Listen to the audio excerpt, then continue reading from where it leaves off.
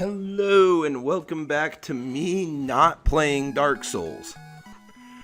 I'm not playing Dark Souls because at the moment we have to take the next boss I have to do in Dark Souls is really tough, and so I want to practice a little bit so I don't die 400 times. I don't know if the boss is actually tough, I just know I suck at it. But instead I'm playing Megaman 4. It's not like I like this one out of all the other Megamans. This is easiest to record. Plot. Dr. Light built robots. Dr. Wily, evil scientist, stole the robots, reprogrammed them to be evil and take over the world. Dr. Light built a super robot named Megaman to stop him. That guy, yeah. That's the plot of like every single game. Except in this one, it's Dr. Cossack. I don't know. He'll probably just be Wily. I've actually not beaten this game before, but I have been playing it just a little ahead, so I know what I'm doing. And I'll tell you what to do. You go Toadman first. This is your stage select, by the way. You choose the boss you're going to fight. Like Toadman is the one we're starting off with, and you have to go through a stage and fight it. Beat a boss, you get their ability, and you use that ability against the other bosses, because other bosses are weak to that ability. So, for example, if I beat Toadman, Brightman's weak to Toadman's ability. So, Mega Man. I suck at Mega Man. The only reason I might be doing good, which I'm currently not, I'm getting hit by everything right now, is that I've been playing this. I do love Mega Man, though. More specifically, I love the X series, because the X series, I think, is cooler designed because of things like dashing and wall jumping. Makes for more interesting level and enemy design. But I don't have any problems with the classic series, and I love the classic series too. I just like the X series more. Oh, cool, an extra life. Man, I just got 2 awesome drops there. Anyway, Toadman's first part of his stage is the rain is constantly pushing you back, which makes that jump really annoying because it's really easy to miss because the rain pushes you back. I think you're supposed to use Rush Coil there, but I never do. And there are a lot of enemies that are just here to mess up your day, to stop you from getting a good jump and just die. Yeah, alright. No, but Toadman himself, I love Toadman because it's like, for me, Toadman, when I saw Toadman, it was like the idea that they had, because this is the 4th game in the series, so that's when I was like, they've run out of ideas for bosses, because like the first game, the bosses were all like super like predictable, like, oh, it's Iceman, or oh, it's Fireman, oh, it's Electric Man. And then the second game, they got a little bit more creative, Woodman, and Quickman. In the third game, they're still creative, but by the 4th game, you could tell that they were stretching for ideas. Toadman, they were just probably like in the office, like, okay, we need a new robot master. Waterman, they're like, oh, we already did something way too similar. What lives in water? Toads? Toads are cool. People like toads. Kids like toads. Toadman, perfect. This water will put you back. If you're under the waterfall itself, you actually will not jump as high. So be careful for that, because that'll actually be used later. These guys drop from the ceiling or come back. They never really stop dropping, and they're really annoying. Take 2 shots to kill. Mega Man 4, though, is really cool because it's the first game of the series where you could charge your shot like I've been doing right here. Which is cool from a gameplay perspective because you give up being able to shoot super fast in order to save for a shot that'll do more damage. Which is good against enemies, like the one I'll have to fight right here, the giant snail, where they'll be only vulnerable for like a second. So you need to do a shot that counts. Speaking of the snail, he has 2 attacks. He'll either shoot a bomb, which will always aim for right where you were last when he shot, or he'll shoot his eyes at you, which I never really got. I can never dodge the eye attack, so I always just hope he doesn't do it. He did there. If you hold left here, though, you can just skip this rat. I don't know why. Now you have to fight the same snail, but with the water from earlier pushing you. Yeah, I like that. Shit. Hey, I dodged the eye attack. Oh, didn't dodge that one.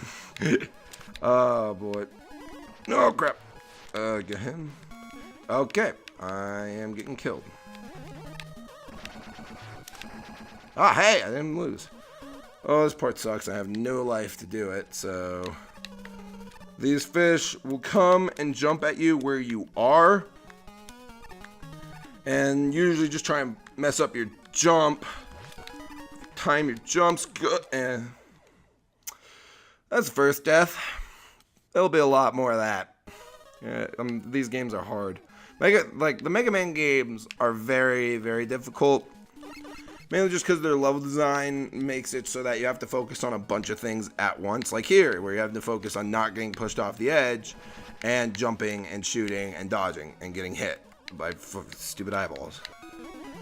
To dodge, if you ever play this game, the bombs are easy to dodge because you just have to keep moving. Because it's always aiming for where you were last, and even though they have like a big AoE kind of damage radius, it's not that hard to actually like get out of the way of. And I don't know why I'm charging my shot. There's not anything I need to specifically use on. I guess I could kill that guy, but he's gone anyways. And ow. But speaking of bosses, here we are. In a Mega Man game, you want to choose the boss that's easiest to kill with your pellets and your little Mega Buster. Toad Man is easy, as you'll see here, because of what you can get him to do. Toad Man has literally like 2 attacks, and that's jump at you and create an acid rain that is undodgeable. But if you shoot him before he does it, he is canceled and he's interrupted.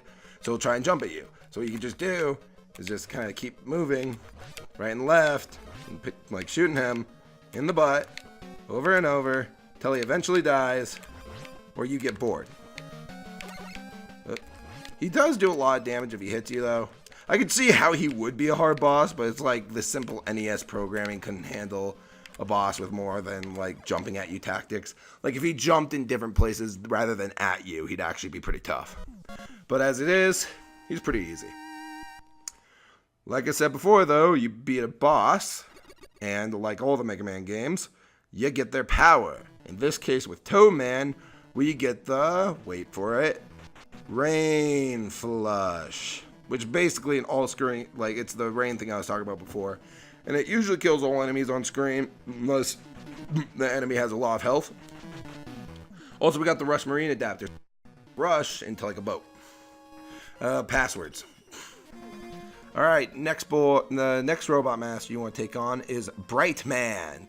Like I said, I ran out of ideas. His whole thing is that he stuns people with a bright flash, like a flash grenade. But he's just a dude with a light bulb taped to his head. His stage, though, has a stupid gimmick. It's a good gimmick, I guess. I just don't like it. There are these floating, this guy. If you shoot this guy, and I don't know why I just jumped into him like an idiot. If you shoot that guy, the whole stage goes dark. And it will not become light again until you move out of like the dark area, or you shoot one of these green guys that I've been shooting. And I keep getting hit.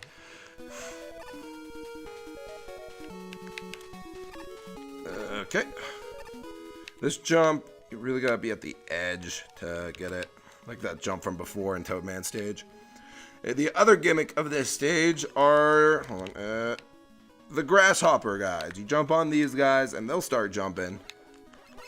And they'll keep you safe from spikes, but you gotta jump off to the next one when it's time.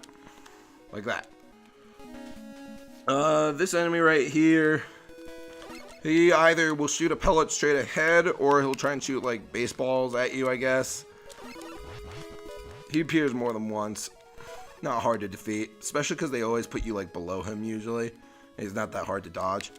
These enemies will drop from the ceiling and then slide across whatever platform they are on, and then fall usually. They could be tough because they drop from the ceiling, they're always wide open for an attack, so they're just more a time waster than anything. We have 2 paths. We can either go right or down. I'm gonna go down, and it's not like this it's not like this is an alternate path. What this is basically is you get a good thing at the end.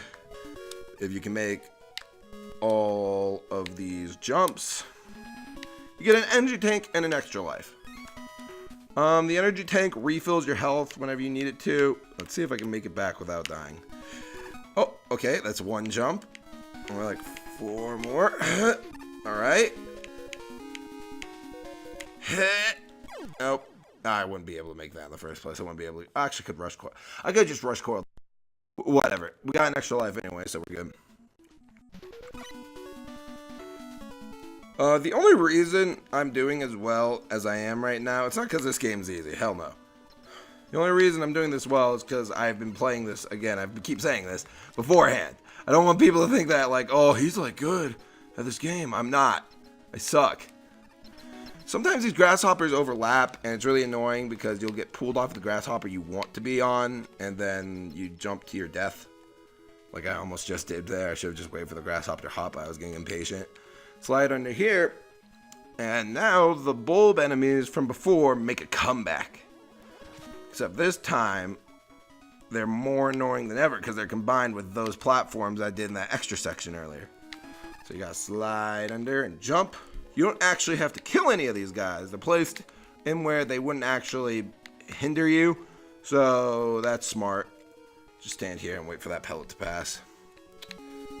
Weird though is that you really want to land in the center of these platforms because there's always the chance that you can actually like slide off. You do shoot this bulb guy though because he will kill you. Like he'll get knocked into the abyss and die. Run in here and we're at the next boss. Making good progress right now. Let's see if we can beat this boss before I have to end this episode here. He's weak to Rain Flush, like I said before. He'll jump around at you, similar to Toad Man. But unlike Toad Man, he actually has an ability that can actually hurt you a lot, as you can see here. He'll also stop time, which I'm going to use energy tank that I just got. Mainly because I don't want to die. I just want to kind of win here. Shoot it! Got him anyways. Yeah, he actually hurts a lot. But his stopping time is what makes him super annoying. Because it just gives him a free hit. But just keep wailing on him and that's another boss down. We're blazing through this game. The ability we get this time is... Wait for it. Give it a minute. You got Flash Stopper. Flash Stopper. You got Flash Stopper. You can stop or just stop all enemies in their movement. I'm not sure if it stops everything, but enemies will be completely frozen and they can't do anything. Also another really great ability. A lot of good abilities in this game. And I just had to open that up. But that'll be it for this episode. Thanks for watching, and next time we will take on the legendary Pharaoh Man. See you next time.